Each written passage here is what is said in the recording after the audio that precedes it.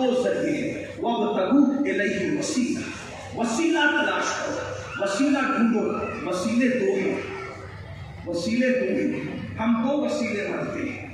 1857 کے بعد جو اہل بدعت پیدا ہوئے وہ ایک وسیلہ وہ بھی مانتے ہیں اور وسیلہ ہم بھی مانتے ہیں، وہ ایک ہی وسیلہ مانتے ہیں اور ہم دو وسیلہ مانتے ہیں۔ پہلے وہ اور ہم جس میں متفق ہیں وہ پیش کرتے ہیں، ان کا اور ہمارا اتفاق اس بات پر ہے کہ عمل وسیلہ ہو سکتا ہے، وہ عمل کو وسیلہ مانتے، ہم بھی عمل کو وسیلہ مانتے ہیں، لیکن وہ صرف عمل کو وسیلہ مانتے ہیں، وہ شخصیات اور ذوات کو وسیلہ نہیں مانتے۔ توجہ ہے آپ کی؟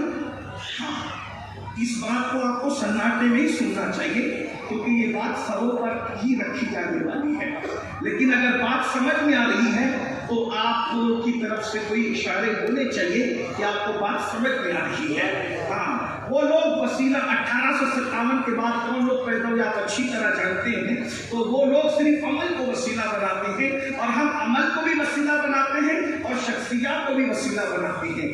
اب یہاں پر دونوں میں کس کی بات مضبوط ہے ذرا غور کریں۔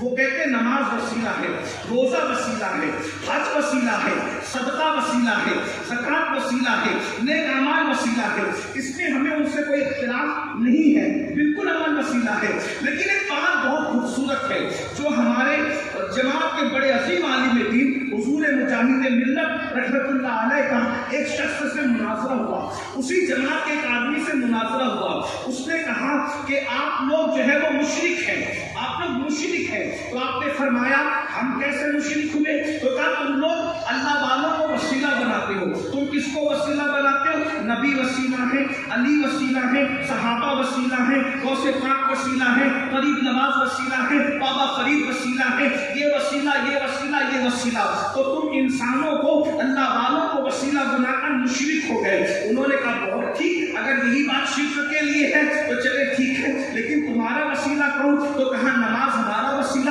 روزہ ہمارا وسیلہ، حج ہمارا وسیلہ، زکوٰۃ ہمارا وسیلہ، صدقہ ہمارا وسیلہ۔ حضور مجاہد ملت نے اس مناظر سے پوچھا کہ مولوی صاحب یہ بتائیے آپ بہت بڑے مفتی ہیں، ہمارا آپ کا جو مناظرہ ہو رہا ہے وہ ظہر کی نماز کے بعد ہو رہا ہے، ہمارا آپ کا مناظرہ کب ہو رہا ہے؟ ظہر کی نماز کے بعد۔ آپ نے بھی ظہر پڑھی ہے،